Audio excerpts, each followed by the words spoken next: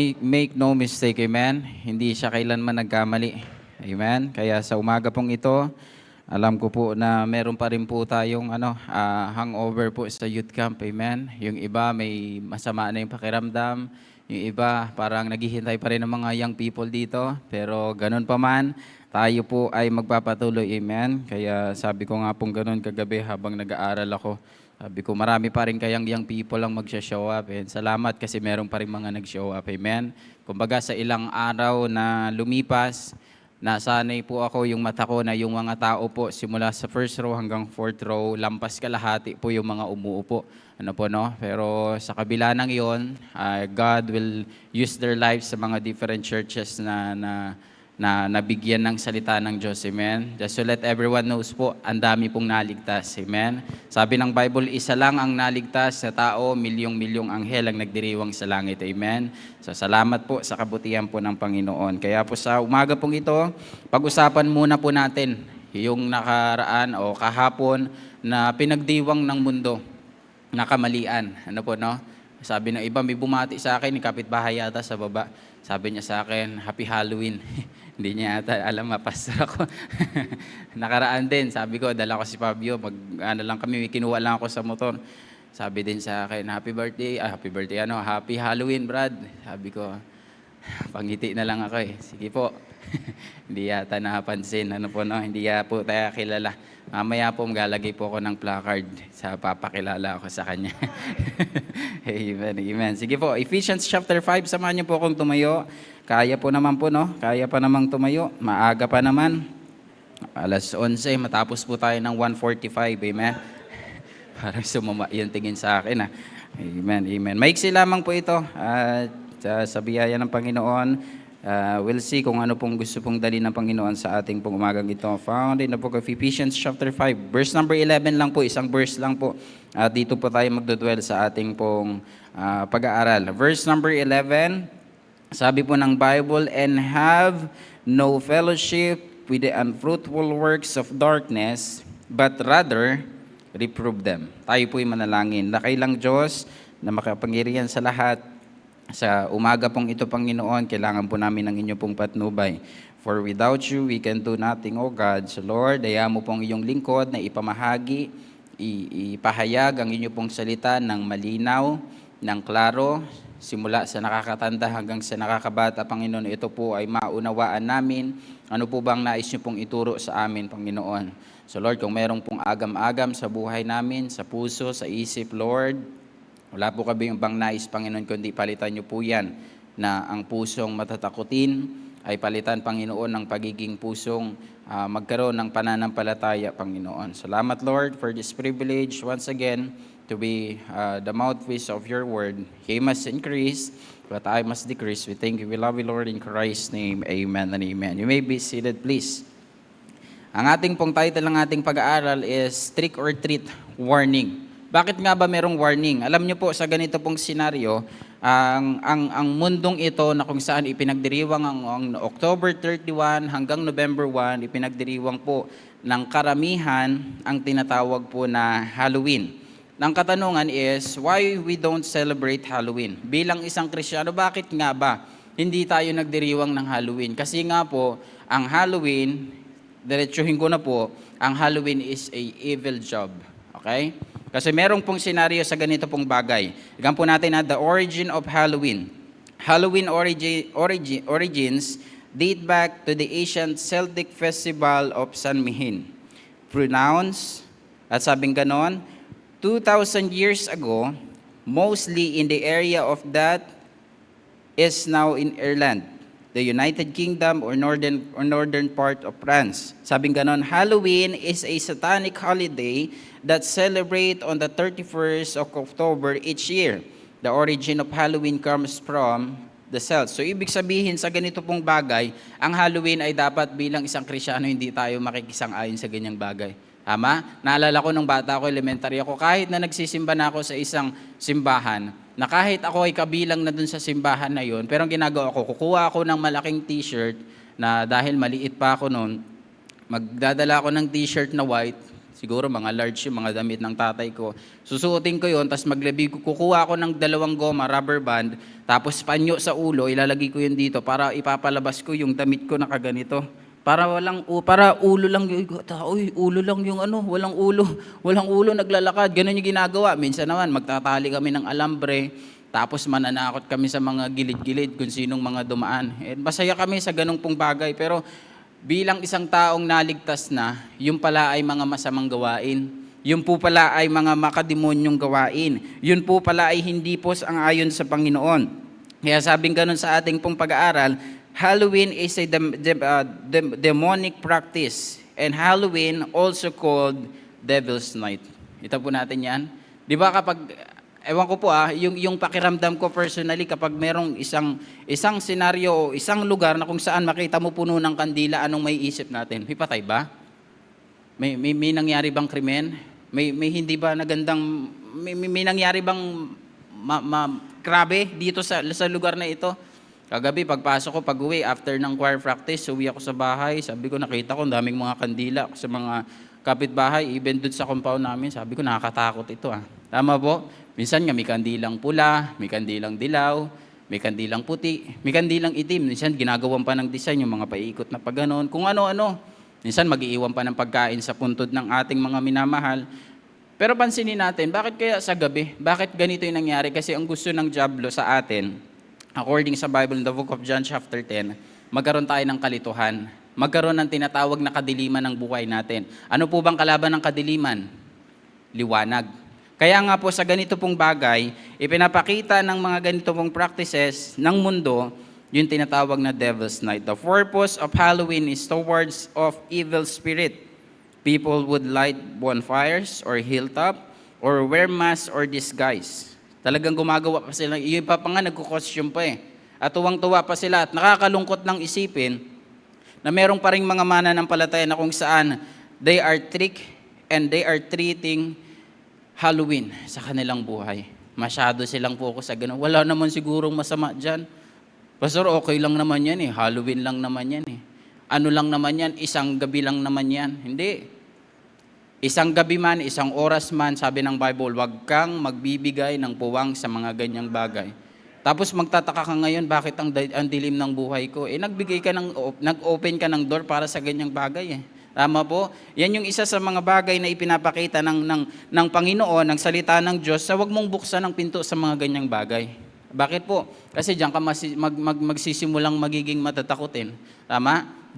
Kasi nga, sa mga ganyang pong bagay, gawain po yan ng dyablo. Gusto niya po tayong sirain. Gusto niya po tayong mawala sa ganito pong prinsipyo, to celebrate death of loved ones. Wala namang masama yan sa ganyang bagay, pero sa ganito pong senaryo, ipinapakita ng mundo ngayon, na okay lang yan, isang gabi lang naman yan Ano lang naman yan, magse-celebrate ka lang. Patay na yun, ano pang i-celebrate mo? Pwede siguro remembrance. Ang tawag po sa simbahan natin ganun, memorial.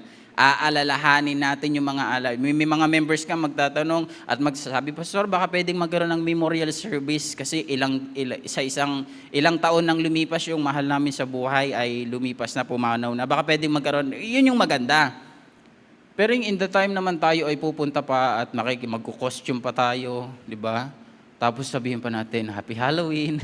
Di ba? Kagaya ng kapitbahay natin sa baba, babatiin ka pa. Di ba? Magko-costume ka pa. Kunyari, may saksak ka dito ng kutsilyo. Di ba? May magme-make up ka pa kunyari, na disgrasya ka. Kunyari, may saksak ka sa likod. Yung iba, nagsuot pa ng tawag ng palakol na nasa likod. Kung ano-anong mga kalokohan. At nakakatakot kung titignan. Tama po? Mga bata, nakita na ba kayo nag-costume ng pang-Halloween? Masaya ba? Hindi, di ba? Merong ang bata, tinakot siya ng ganun, 3 araw hindi nakatulog Di ba? Kahit nga po nakakatanda, yung mga nakakatanda, gulatin mo mag-costume ka ng pang-Halloween, talagang matatakot ka Ano po, no? Kasi nga, sa ganung bagay, nakakatakot naman talaga. Kasi nga, sa usapang dyablo, yun yung gawain niya sa atin, takutin niya tayo, na wag tayong mamuhay. Ginagawa niyang kalituhan ng buhay natin na kung saan huwag tayong mamuhay sa pananampalataya bagkus matakot na lang tayo sa ganyang pong bagay. Sabi ko nga po kanina, wala namang masamang ma-celebrate yung mahal natin sa buhay na pumanaw na. Ang gusto ko pong ipunto is this, Wag naman tayong makisabay sa mundo. Ang daming araw na pwede tayong makipag-celebrate, tama po? Celebrate natin yung mahal natin sa buhay, sa kanyang birthday. Araw-araw, kung gusto nyo, araw-araw, puntahan natin yung mga mahal sa buhay natin, tama? Pwede yan sa mga ibang araw, pero wag tayong makisang-ayon sa mundo. Sabi ng Bible, love not the world, neither the things are in the world. If any man love the world, the love of the Father is not in him. So meaning to say, sa ating pong pag-aaral, wag nating hayaan na tayo ay makuha yung sistema ng mundo at ipamuhay natin. Huwag din nating hayaan na sa ating pong sarili, tayo ay magbabatian, Happy Halloween. Diba? Wala pong ganun. Pang-jablo po yun. Hindi po yun ugali ng isang taong mananampalataya. At hindi rin natin dapat itong i-practice. Why? Kasi nga po ito ay makamundo at isang bagay na kung saan ay pang-demonyo. Okay po. Okay lang po ba sabihin ko po yung term na yon? Kasi yun naman din talaga, hindi naman natin pwedeng pagandahin pa yung word. Talagang pag demonyo, demonyo. Pag ginawa mo yung bagay na yan, include ka na rin doon, kasama ka na rin doon. Tama?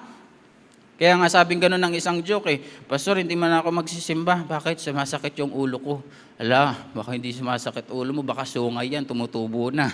Di ba? Tignan mo, baka hindi talaga headache yan, baka sungay na yan, tumutubo. Pag dito banda, pag gano'n yung sungay mo. Pag dito banda, pag gano'n ang sungay mo. Pastor, paano pag gilid? Baka pabilog naman yung sungay mo pag gano'n pa kabila. Mag-iingat ka, di ba? Kidding aside sa ganyang pong bagay, makailangan po nating pong tuunan ng pansin sa ganito pong sitwasyon na hindi dapat po tayo magpadaya.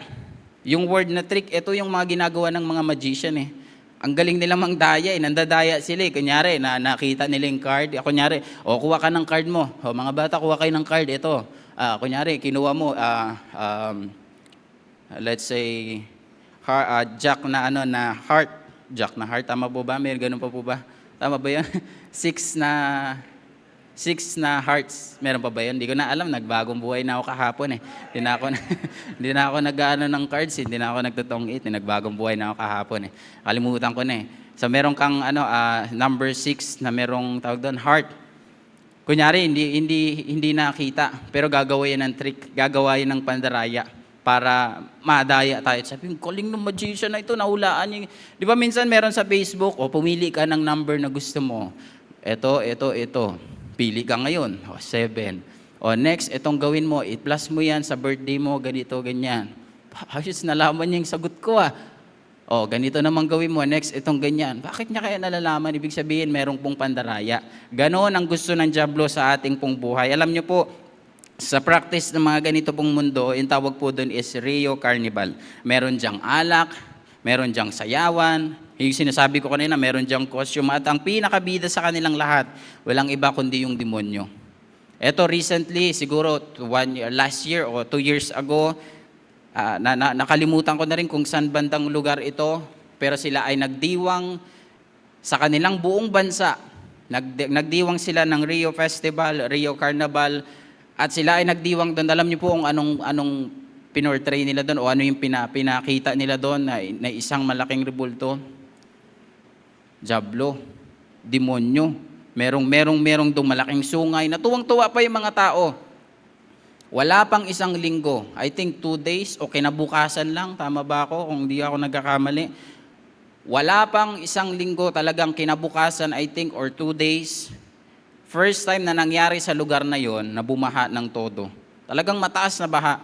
Lahat sila naapektuhan sa ganong senaryo. Bakit? Kasi nag-celebrate sila ng ganong bagay. At yun yung ayaw ng Panginoon sa buhay po natin. Na dapat hindi tayo magkaroon ng kalituhan. Na dapat hindi po tayo magkaroon ng tinatawag na kalituhan sa buhay natin. Ang lugar po na yon sa Brazil.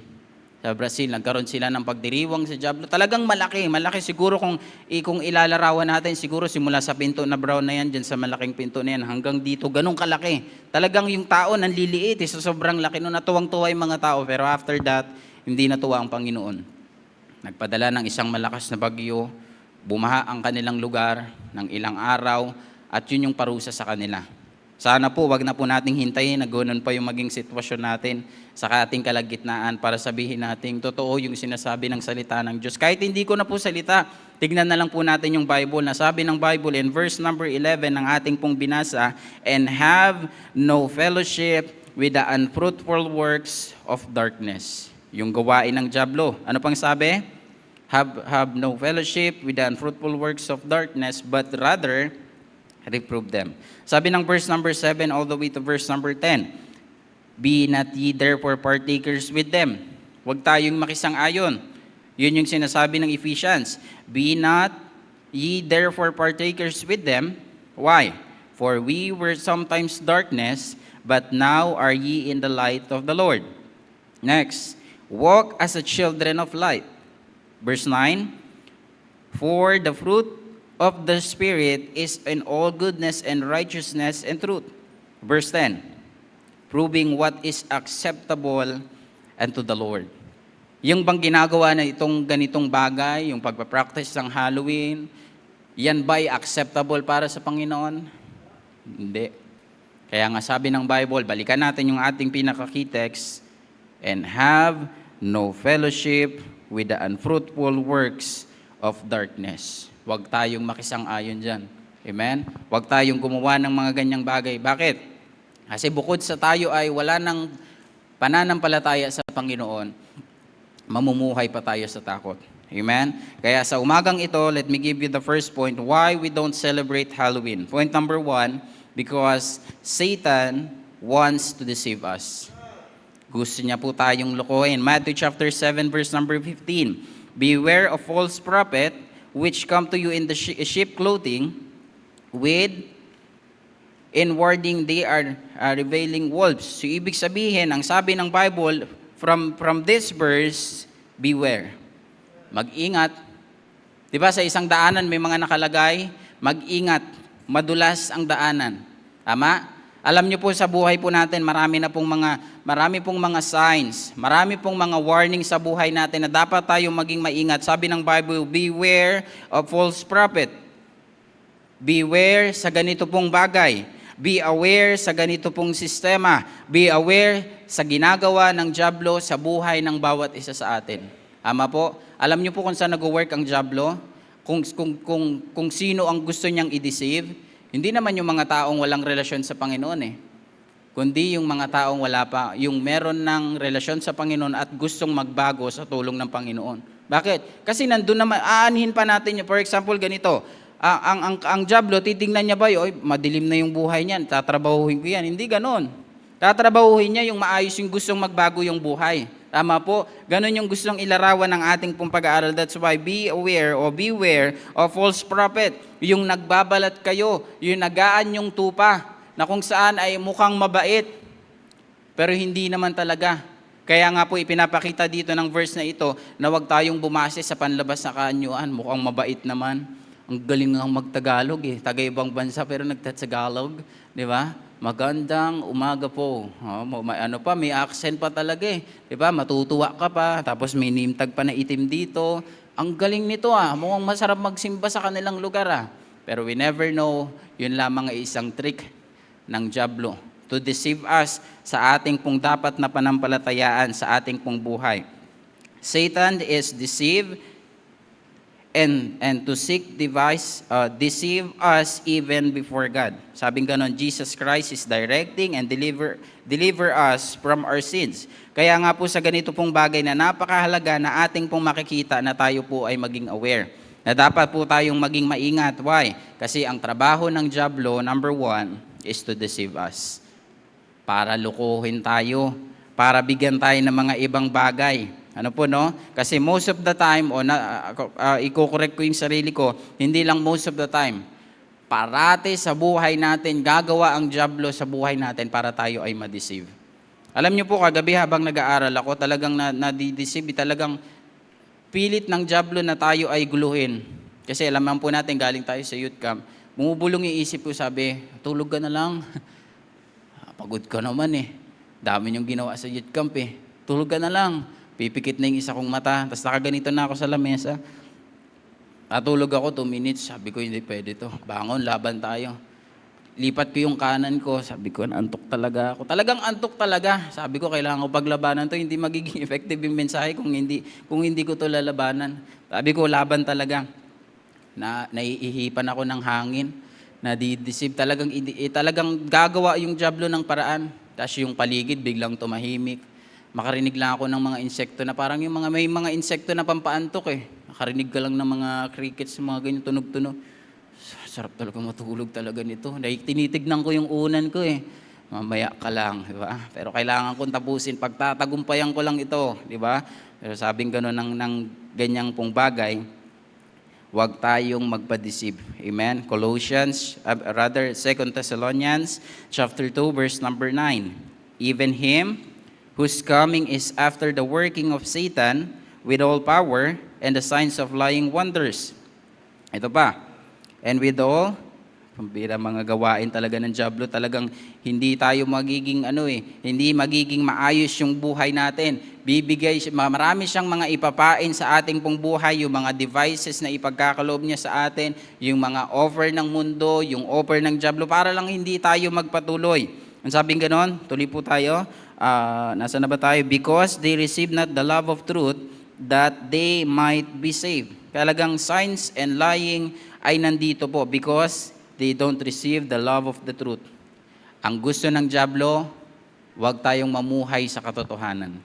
Sa mga young people na nandito sa service, nung nasa youth camp, gustong ipamuhay ng mundo na huwag mamuhay sa katotohanan. Tama?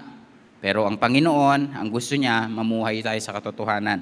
Marami siyang mga bagay na kung saan ay ibibigay, i-offer, upang makita natin na yung gawain ng Panginoon at gawain ng dyablo, dito na lang tayo.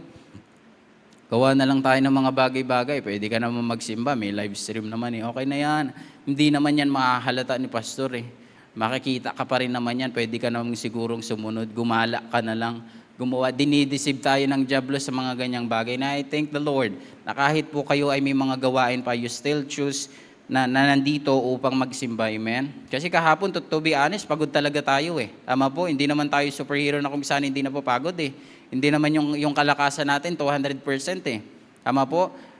Sa buong maghapon na yon, sa buong camp na yon, yung katawan natin nang hina kasi pagod tayo, puyat tayo, marami tayo, 'di ba? Napagsigawan tayo, 'di ba? Para lang manalo yung team, 'di ba? Sir Dirknell, 'di ba? Gagawa ka talaga ng paraan, bibigay mo yung best mo, talagang todo na 'to. Sabi nga ng isang newscaster, 'di ba? Si Laban Jover, sabi niya, todo mo na 'to. Talagang gagawin mo lahat eh. At pagkatapos doon, naramdaman mo ng antok, may mga nagkasakit, may mga nadisgrasya, tama po? Pero sa ganito pong bagay, makikita natin na dapat tayo ay hindi magpadaig. Hindi tayo magpa-deceive sa gawain ng dyablo. Bakit po? Kasi nga po sa ganito pong generation na meron po tayo ngayon, Satan is giving his full strength to deceive each and every one of us para lukuhin tayo. Ama? Huwag mo nang gawin yung mga bagay na yan. Pagod ka naman talaga eh. O totoo, pagod ka talaga. O gagawin mo lang naman yan. Sige na, pahinga mo lang yan. Pwede kang manood ka na lang. Hindi yan makikita. Diba? Gawa ka na lang ng ibang bagay. Sabihin mo na lang may sakit ka para hindi ka makapag-church. Pero may magandang offer yung kaibigan mo, mag-outing daw kayo, punta kayong Puntabel mamaya. Wala ka nang babayaran pa. Sagot na yung pagkain mo, yung entrance mo. Dala ka na lang ng damit, diba? Andun naman tayo lahat. Andun yung mga tropa lahat. Ganon yung gustong gawin ng dyablo. Diba? Kasi wala din naman pasok sa school eh. Diba? Holiday pa naman eh, pwede pa yan. Kasi Monday, babalik na naman tayo sa reality, pasok na naman sa trabaho, pasok tayo sa ganyan. Huwag mo nang sabihin kay pastor na pupunta ka ng Puntabel. Huwag mo nang sabihin gaagalak ka. Diba? Dinideceive at niloloko tayo ng mundong ito. Kaya huwag po tayong magpaloko. Amen? Yan po yung mga bagay na. Alam niyo po, naalala ko lang sa ganitong bagay, yung panluloko ng mundo talagang brutal. Opo, kahit sa mga branding ng damit, 'di ba dati talaga hindi visible yung mga peke eh. Dati pag meron kang damit na Nike, makikita mo pag original ay Nike yan. Ngayon yung Nike nagiging ngek, 'di ba? Yung Adidas, dati talaga makikita mo Adidas, ngayon Adidas Das, 'di ba? Yung dating Reebok nagiging Relook, 'di ba? ABTech pakita nga ako yung gustong-gusto kong sapatos talaga. Meron ako noon eh. Kita niya po 'yan. Noka. Alam niyo po yung tunay na brand niyan? Hoka. Hoka is isa sa mga top, yung word niya, isa sa mga top guns na running shoes ngayong taon na ito. Sabi kong kanta nito, Hoka to eh. Nakita ko malayo pa lang kasi namimili kami ni Brother Rowell ng damit eh. Check ako ng mga pantalon. Habang nag-check ako, napatingin ako doon. Hoka yun, alam ko yun, sapatos yun, running shoes yun, gusto ko yan. Pagdampot ko ng gano'n, Sir Jason, pambira na yan, kala ko Hoka. Noka. Ayan ang original, Hoka. Pero yung isa, Sir, ayan. Yan yung peke. Nakakanoka. Di ba? Ganyan ang gustong gawin ng Diablo. Na dapat nating makita yung original, pero ang gagawin niya yung replika. Tama? Sa mundong ito, ang dami ng replika ngayon, yung sinasabing OEM. Hindi naman yun original talaga, ginaya lang, ano tawag doon? Premium copy. Hindi pa rin yun totoo. Hindi pa rin yun original. Tama po? Instead na magkaroon ka ng sapatos na Hoka, Noka. Talaga manunoka ka dyan sa kakabili ng mga ganyang mga sapatos, di ba?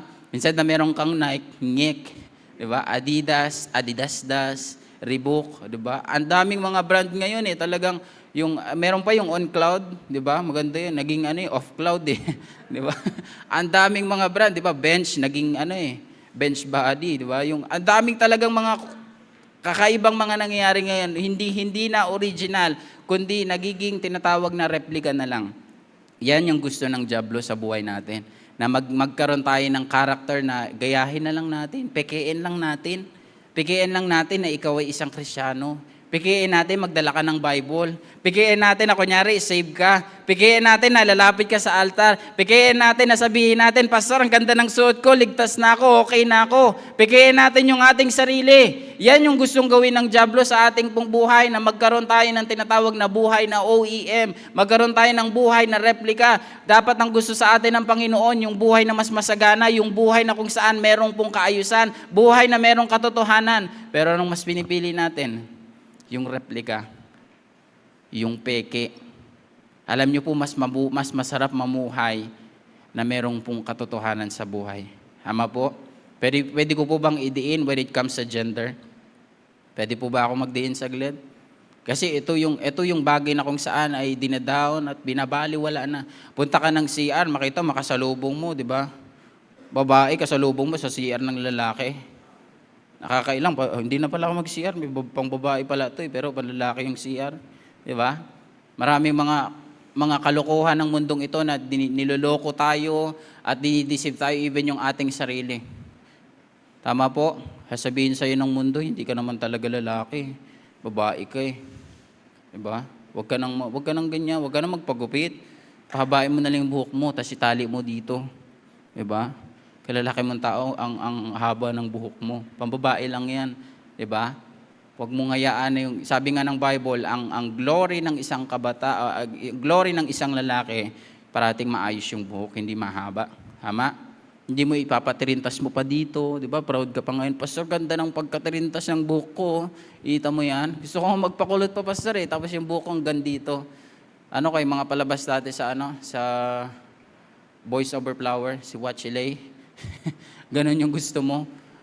'Di ba? Sa mundong ito talagang walang matinong gupit Tama po? Dati merong check dito, bukas sa kilay mo, gupitan mo ng ganon, paahit ka kung ano-anong mga bagay yung 'di ba? Dati yung uso fish cut, dati tuwang-tuwa ako, may fish cut na gupit Yung pala mukha ka talaga may catfish ka 'di ba? Kasi dito lang yung nakatira tapos gusto mo yung buhok mo nakataas ng ganon parate, 'di ba? Talagang lolokohin at naluloko tayo ng mundong ito. Tama po? Yung lalaki gusto maging babae. Yung babae gusto maging lalaki. Ano ba talaga? When it comes naman sa paglilingkod sa Panginoon, pag nagdala ka ng Bible, sasabihin sa'yo, baduy. Di ba? Instead na ikaw ay maging mabuhay sa katotohanan, sasabihin sa'yo, baduy mo naman, dala ka pa ng Bible. Di ba? Ganyan yung gusto ng Diablo, hindi katotohanan, kamalian. Yan ang gustong ituro ng mundong ito. Kaya tayo po ay maging maingat. Amen? Huwag tayong mamuhay sa ugali na replika. Amen? Huwag tayong mamuhay sa peking ugali, bagkus mas maganda. Ito, to be honest, mas masarap magsuot ng mga original na gamit. Ama po? Nakaraan, salamat members. Once again, salamat po sa inyo pong pagregalo ng Hindi po yun ngik. Yun talaga, pwede ko ipagmalaki. Nike yun, di ba? Tinesting ko yun, ginanong ko yun, umutunog yun Ay, galing. Hindi ba? Hindi. Tumunog talaga. Nike. Gumanon. Nike daw. Nike. Kakabila. Nike. So, original to. Nike yung tunog Sabi ko, ay, original talaga to. Ganda ng Bukod sa favorite ko yung color, yung tunog Nike. Hindi tunog Nike. Gumanon. Salamat po members once again po sa inyo pong sacrifice po sa ganyang pong bagay. Hindi lang siya 1,000 pesos. Alam niyo na po yung presyo nun. Sabi ko, hindi ko kayang bilhin to, pero binili niyo sa akin. Iyak tuloy ako eh. Salamat po sa inyo pong buhay. Amen. Kaya sa ganito pong bagay, ipagpatuloy po natin 2 John chapter 1 verse number 7. For many deceivers are enter into the world. Yan yung sinasabi po kanina na maraming mga manluloko sa mundong ito na gawain ng diablo who confess that Jesus Christ is come into the flesh. In the flesh. This is a deceiver and antichrist. In our generation today, many say that they are the sons of God, who confess not that Jesus Christ is come into the flesh. Hindi daw totoo si Kristo ay anak ng Diyos. Bago daw, meron pa ngayong bagong era ngayon eh. Meron daw bagong yung bagong Jesus Christ. Tama po? Nakalimutan ko anong tawag doon eh. Pero recently napanood ko yun sa news eh. Meron na daw bagong ngayon, new millennials ba yun? Gen Z, Gen X, Gen Y, Gen Z. Ang dami na kung ano ng mga generation ngayon eh. Pinakita na meron na ngayong Panginoon na eto siya ngayon, paggayahin nyo to, eto na. Modern Jesus Christ na. Pwede mo na siyang i-chat, pwede mo na siyang kausapin through messenger, hindi po ganun. Ang tawag pa din po doon, pagdi-deceive. Tama po? Kasi marami ngayon magsasabi sila daw ay anak ng Diyos. Pero nung nahuli na sa kulungan, sabihin niya, sinong nag-utos sa iyo para gawin yung mga bagay nito? God. Si God. Yung maraming mga story, even memes sa mga Facebook, YouTube, di ba? Bakit mo ginawa yung bagay na yan? Hindi, talaga ako? I am anointed son of God. Hindi mo ako pwedeng ikulong. Ako ay isang sinugo ng Panginoon. Ako ay God. Capital J-A-D. God. Mali spelling niya, no? Di ba? Kaya sa ating pong buhay, wag po tayong magpapaloko.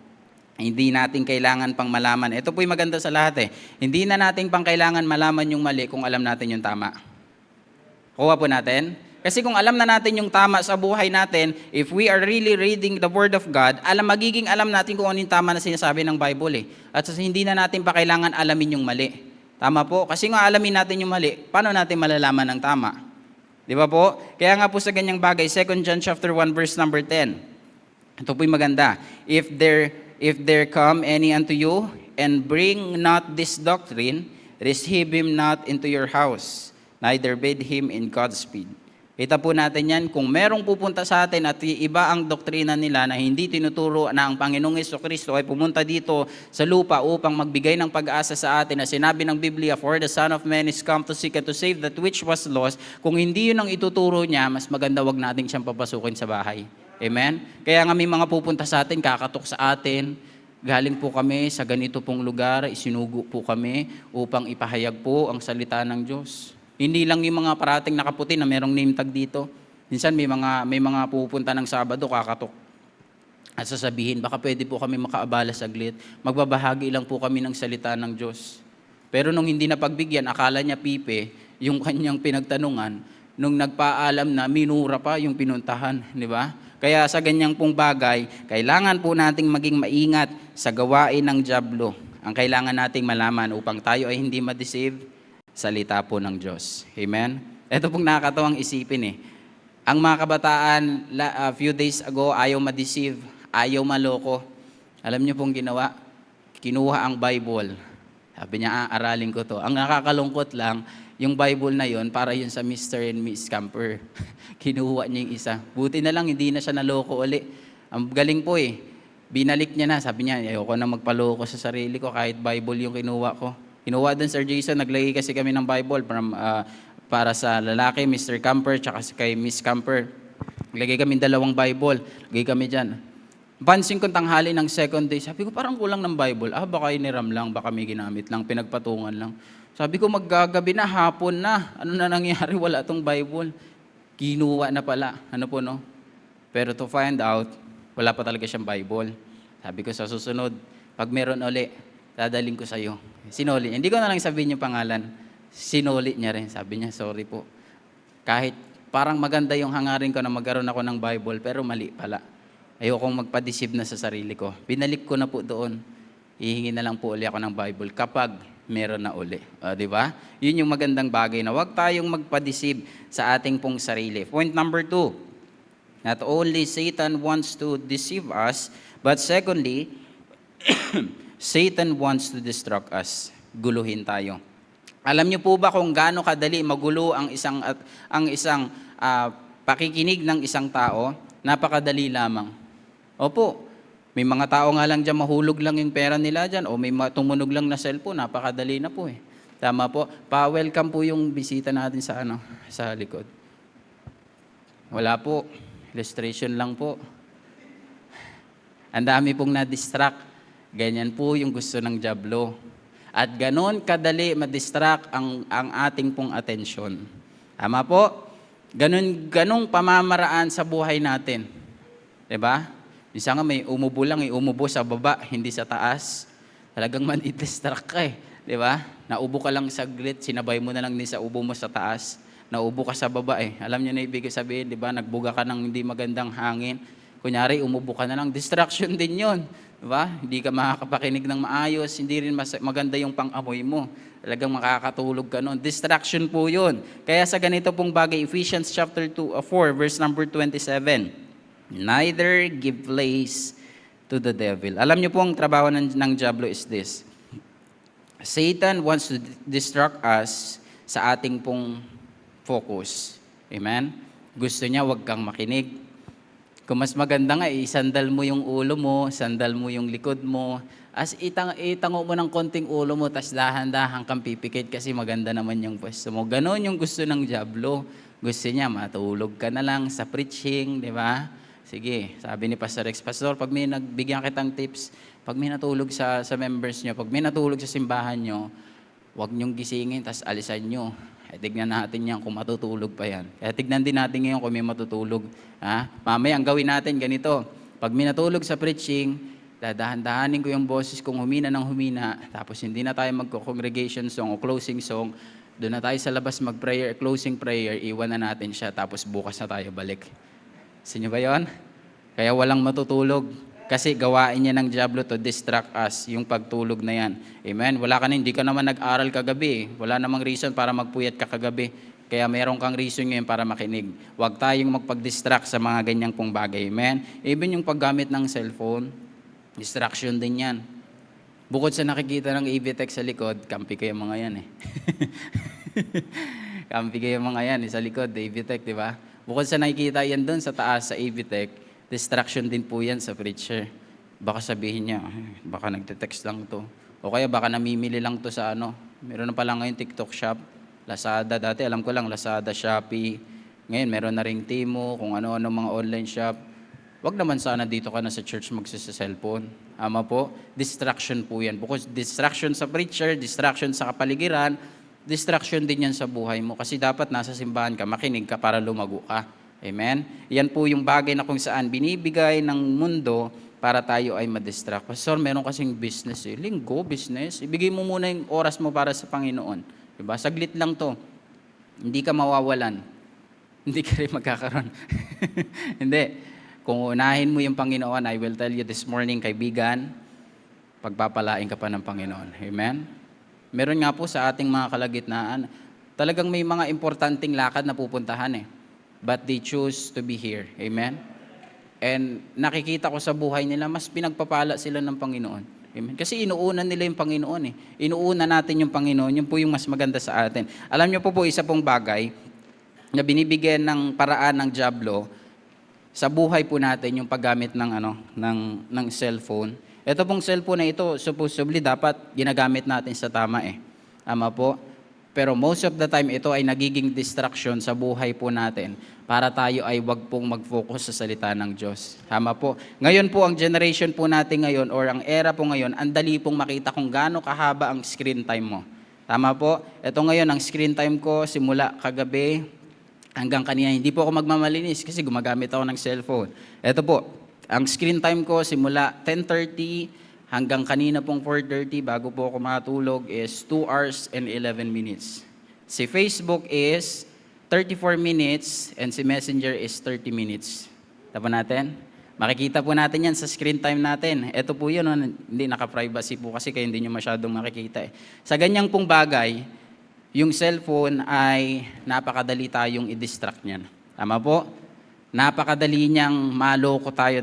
Napakadali niyang makuha tayo sa mga ganyan. Lalo na sa mga kabataan. Galit ang mga kabataan pag wala ng data, wifi. Tama? Galit din yung mga bata. Ano ba naman yan? Sino naman nagpatay ng wifi? Si mama siguro hindi nagbayad ng wifi. Ang klaseng tao yan. Nagreklamo pa, no? Sasabihin mo dati, gusto mo magkaroon ng cellphone, tablet, laptop for school. Pero ngayon, hindi ka na mautusan, kaka-ML mo. Di ba? Yung ML na yan, makamundo rin yan at jablo din yung gawain na yan. Bakit? Patayan yan eh. Tama? Gusto ba ng Panginoon patayan? Hindi. Gusto ng Panginoon yung buhay natin magkaroon ng kaayusan. Yung mga barilan na yan. Dati nahilig din ako sa Counter-Strike eh. Kausap ko si Brother Jack, sabi niya, bro, yung mga dati natin ginagawa, ka-counter tayo, no? Oo, hinahabol nga tayo dati ni Miss Nori ng kahoy. Yari tayo pag, di ba? Yari tayo nun, di ba? Kasi mga ganong bagay, parang sa una maganda eh. Pero ang plano ng Panginoon, ng Diablo is to distract us. Mag-computer ka na lang, huwag ka nang mag-aral. Mag-ML ka na lang, huwag ka nang makinig sa salita ng Diyos. Mag-Counter-Strike, wala na kasing Counter-Strike ngayon, hindi na kasi ako naglalaro eh. Tinigil ko na rin kahapon eh. Di ba? Yung mga ganyang mga online games, kalalaki mong tao at tanda-tanda mo na naglalaro ka pa ng mga online games, maiyak ka naman. Di ba? Kalalaki mong tao, instead na ikaw ay magtrabaho, ikaw ay naglalaro. Nasa gilid ka, para kang isang bata na musmus, na pinatigil, kakaiyak, cellphone ka lang, di ba? Ayos na to, konti na lang, okay na to, push, push. Kala ko nag-push up eh, hindi pala eh, push pala yung tower eh, kaka-games, di ba? Kaya dinidiscourage ko ang bawat isa na huwag na tayo maglaro ng online games, amen? Pastor, hindi naman ako nag-ML, hindi nga rin ako nagka-Counter-Strike eh. Paano nalaro mo? Online sabong, Pastor. Lalo na. Patay ka doon. Ubus din pera mo doon. Sabi nga sa skit kahapon eh. Sabi niya gano'n, dati ang dami kong pera eh. Umasenso yung buhay ko dyan sa scatter. Dati meron akong motor, ngayon naka-e-bike na lang eh. Dati meron akong house and lot, ngayon nangungupahan na lang. Kasi nga, ang trabaho ng Diablo is to distract us. Tama po? Ito po yung tignan natin sa mga ilang bagay. 1 Peter chapter 5 verse number 8. This is what we need to do. Be sober, be vigilant, because your adversary the devil as a roaring lion walketh about, seeking whom he may devour. So ibig sabihin sa ganito pong bagay, maraming mga ibibigay ang Diablo, maraming ibibigay ang mundo to distract us. Tingnan po natin yung mga ilang apat na halimbawa. In the life of prodigal son, he was distracted because of luxury life. Na meron siya. In the book of Luke chapter number 16. Next, in the life of Judas, he was distracted because of money. Sasabihin ko po sa inyo, hindi po masama ang pera. Pero magiging masama yan kung tayo ay magiging mukhang pera. Tama po? Aray ko, sabi ng iba. Totoo naman eh. Wala pong masama sa pera. Pero kung tayo ay magiging mukhang pera, yun po yung masama. Next, in the life of King Saul, he was distracted because of his power. Kasi hari siya, lahat gagawin niya, pwede naman niya eh. Na-distract siya ng kanya pong pagiging, o sa kanyang posisyon na meron siya. Next, in the life of David, he was distracted because of the lust of the eye. Sapitan ng laman ng mata, the lust of the eye, and the pride of life. Yan po yung nagiging senaryo if we are not sober and vigilant sa gawain ng Diablo.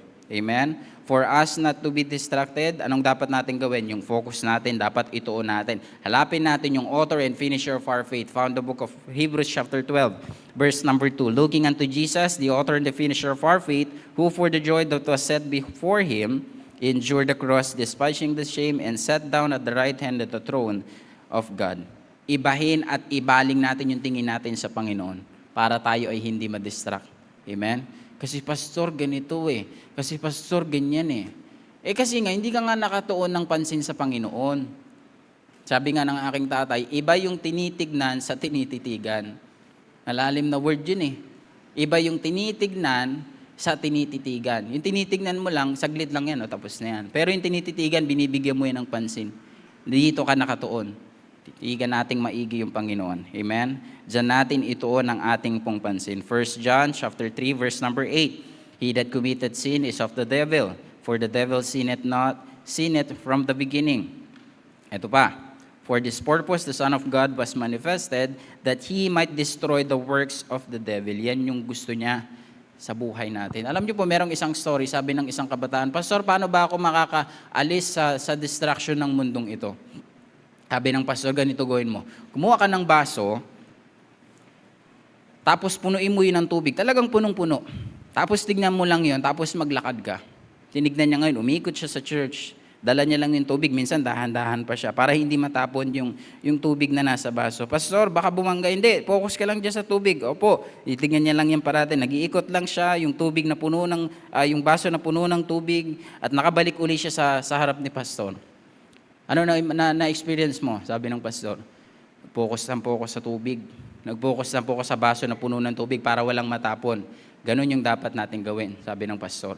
Mag-focus tayo kung saan dapat tayong nakatingin. Dapat kung saan yung ating pananampalataya, because He is the finisher of our faith. Amen? Yan po yung gusto ng Panginoon sa atin, na mag-focus tayo sa Panginoon para hindi po tayo madistract. Point number 3.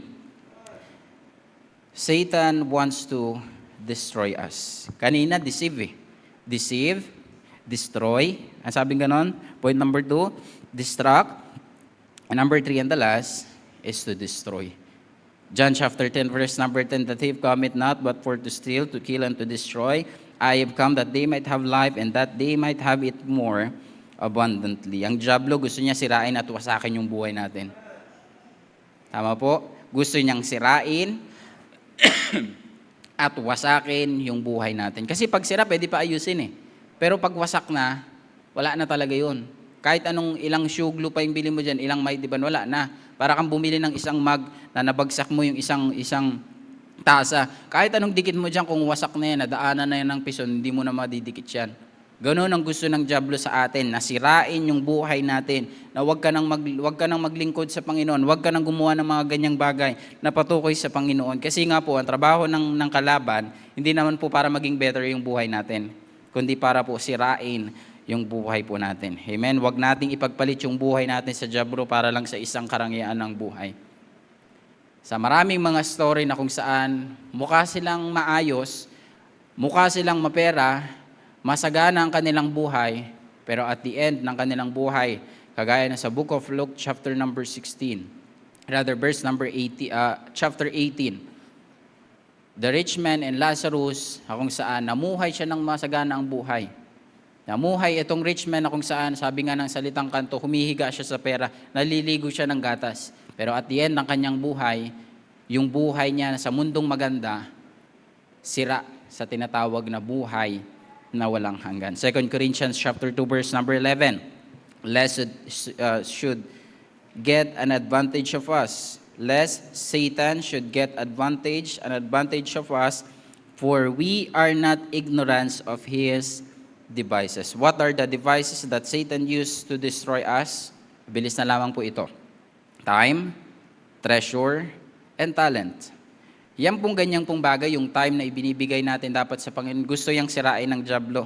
Yung treasure na meron tayo, not only yung material, yung pera na meron tayo, bagos yung pamilya na meron tayo, yung kaibigan na meron tayo, yung simbahan na meron tayo, lahat yan gustong sirain ng diablo. Even ating pong talento, na dati ang galing-galing mo umawit sa Panginoon, pero ginamit mo sa mundo, magiging walang kabuluhan yan. Sabi ng Bible, for what shall a profit a man if he shall gain the whole world and lose his own soul? In this verse, Paul warns about being aware of Satan's devices. Amen? Destroy our faith to God, destroy our family, destroy our fellowship of the believers. And Satan wants to destroy everything sa ating pong buhay, to destroy our faith towards God. Sabing ganon dito, instead na ikaw ay mamuhay sa pananampalataya, namumuhay ka sa takot. Amen? Kaya maraming ngayon mga naimbentong mga katatakutan eh. Marami ding mga takot sa gagamba, takot sa pusa, takot sa aso, even minsan nga takot sa tubig eh. 'Di ba? Takot maligo, 'di ba? Takot sa mga bagay. Nakakita ka lang ng sabon pangligo, safeguard, naginginig ka na. Sa takot ako diyan, ayokong maligo. Nakakita ka, 'di ba? Kaya maraming mga katatakutan sa mundong ito na kung saan ating pong makikita. 'Yun ang binibigay ng mundo because he wants to destroy our lives. Amen? Kaya there's a song that reminds us that we don't need to fear. Amen? Sabing gano'n ng kanta, when shadows fall at the night covers all, there are things that my eyes cannot see. I never fear, for the Savior is near. My Lord abides with me. When I am alone, I face the unknown. I fear what the future may be. I can depend on the strength of my friend. He walks along with me. Sabi ng chorus, how can I fear when Jesus is near? He ever watches over me. Worries or all sees, He gave me peace. How can I fear when Jesus is near? So ano dapat natin gawin? Mamuhay sa takot o mamuhay sa pananampalataya? Ito po yun. Fear is what if, but faith is even if. Nakuha po natin? Fear is what if. What if, Pastor, kung ganito yung buhay ko, mag-surrender ako ng buhay sa Panginoon. Pastor, what if kung ganito? Pastor, what if kung ganyan? Pastor, what if kung ganito? Yan yung gusto ng mundo. Yung isip natin mapuno ng what if. Paano, Pastor, kung ganito? Paano kung hindi na ako makakain? Paano kung hindi na ako makagala? Paano kung wala na akong ganito? Paano kung ganito? Lahat na lang yung gusto ng mundo sa atin, dinidestroy niya yung ating isip at ang iisipin lang, what if? Paano kung ganito? Pero ang gusto ng Panginoon is this. Faith is even if. Kahit na mahirap ang buhay, nandyan ang Panginoon. Amen? Na kahit may pagsubok, nandyan ang Panginoon. Na kahit na anumang mangyari, ako ay maglilingkod sa Panginoon. Na kahit anumang sabihin ng mundo, ako ay magpapatuloy. Amen? Kaya isipin natin, what if? But isipin natin ngayon, even if. Kahit na ganito ang buhay ko. Ano sabi ng Bible in the book of Joshua? Sabi ng book of Joshua, but as for me and my house, we will serve the Lord. Amen? Huwag nating ilagay sa ating kaisipan, what if? But faith is even if. 1 Corinthians 16 verse 13, we are close to the end. Watch ye, stand fast in the faith, which you like men, be strong. Ganda ng simula, tapos yung dulo eh. Watch ye, and sa dulo is, be strong. Maging mapagmasid at maging matibay. Amen? Ephesians chapter 5, verse number 11. Tatapos na po tayo. And have no fellowship with the unfruitful works of darkness, but rather reprove them. Trick or treat, warning. May babala, may paalala na huwag tayong magpaloko, huwag tayong manloko, huwag nating ipagamit ang buhay natin sa mundong ito at lalong-lalo na sa dyablo. Amen? Basahin ko po ito. It's hard for you not to mingle in this world to Satan's tradition. If you are not saved, you will be still living in sin and in fear. What we need to do? Get right with God and ask for forgiveness. Sana po sa ating pong maikling pag-aaral na ito, Pastor, maikli, mag-alas 12 na nga. Hindi, nati ko na nga eh. Diba? Pinaiksi ko na lang eh. Pero is this, Satan wants to deceive us, Satan wants to distract us, and Satan wants to destroy us. Isipin natin yan. Kung tayo ay magpapatuloy sa gawain ng mundong ito, magpapatuloy sa gawain ng dyablo, magpapasakop sa dyablo, itong tatlong bagay na ito ang mapaparating, papatunguhan ng ating buhay. Deceive us, distract us, and destroy us. Sino ba sa ating kalagitnaan ang magkaroon ng buhay na magulo? Magkaroon ng buhay na kung saan ay walang kaayusan? Siyempre lahat tayo, gusto natin magkaroon ng karangyaan ng buhay. Gusto natin lahat tayo umaasenso sa buhay. Pero ang susi dyan, lumapit ka sa Panginoon. Amen? Huwag kang mamuhay sa takot, bagos mamuhay ka sa pananampalataya. Huwag tayong mamuhay sa takot at mamuhay tayo sa pananampalataya. Tayo po ay yumuko at manalangin sa ating pong pagtatapos. Dakilang Diyos na makapangyarihan sa lahat, salamat Lord for this day. Salamat Lord for your word. Na nakita namin Panginoon na ang buhay ng isang taong wala pong relasyon sa iyo ay puno Panginoon ng kaguluhan. Puno Panginoon ng katatakutan at wala pong pananampalataya patungo sa inyo po. Nawa sa aming pong napakinggan na ito po ay magsilbing aral sa buhay namin. Hindi lang po ito napakinggan, pagkos aming pong ilagay sa puso, sa isip, at aming po itong isabuhay. So Lord, i-bless niyo pong bawat isa sa aming pong napakinggan, at ito po ay maging aral sa buhay po namin. Lord, habang kami po ay nandito po sa mundong ito, help us, Lord, to be more close, to be more like you, Panginoon, gaya nga po ng awit. So Lord, bless niyo po kami as we have invitation.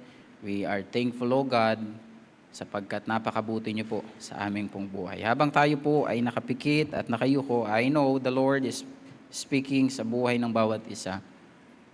And if we are still living sa buhay na pagiging matatakutin, sa buhay na kung saan puno ng hindi magagandang bagay na binibigay ng mundo, bakit hindi mo yan ibigay sa Panginoon? Because Satan wants to distract you, to deceive you, and to destroy you. Pastor, ayoko nang mamuhay sa mundo. Pastor, gusto ko na magkaroon ng kaayusan yung buhay ko. Simulan mo yung kaibigan sa pananampalataya sa Panginoon. If the Lord spoke to your heart, manalangin ka sa iyong kinauupuan, and kung gusto mong lumapit sa harapan, you may do so. Lapit ka, makipag-ayos ka sa Panginoon. Bilang isang mananampalataya, Pastor, ito yung dapat hindi kong gawin yung mamuhay sa takot. Nakita ko ngayon sa aral na ating napag-aralan, dapat pala merong faith that can move mountain. Dapat pala merong pananampalataya na kung saan walang takot, walang alinlangan. Pastor, yan yung kailangan ko. Pastor, would you pray for me? If the Lord spoke to your heart, yes, you can come to the Lord and ask for forgiveness. Lord, I want to rededicate my life to you. Salamat, Panginoon, sa iyong kabutihan. If the Lord spoke to your heart, you can pray sa iyong kinauupuan. If you need prayer, I will pray for you. Is there any hand? Pastor, would you pray for me? You can raise your hand. Amen. There's 1, there's 2, there's 3, there's 4. Amen. There's 5. Amen. Is there any hand? Pastor, would you pray for me? Amen. We need the Lord sa ating pong buhay. We need God sa ating pong buhay. How can I fear when Jesus is near? Sir Francis, could you lead us in a song?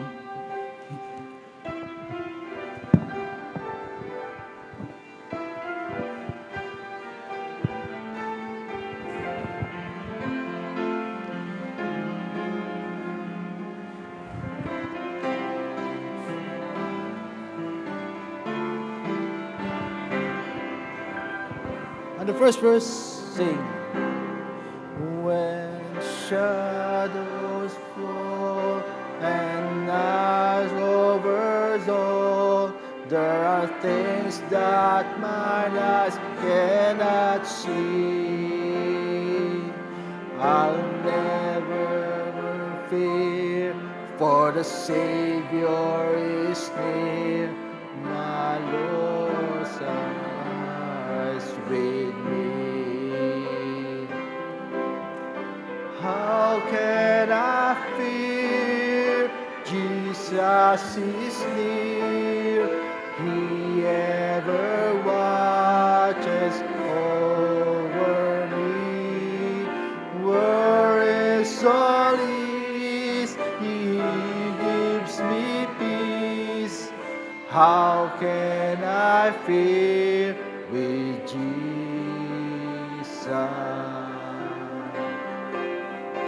When I'm alone and I face the unknown, and I fear what the future may be,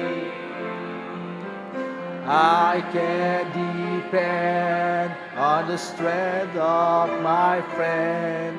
He walks along with me. How can I fear?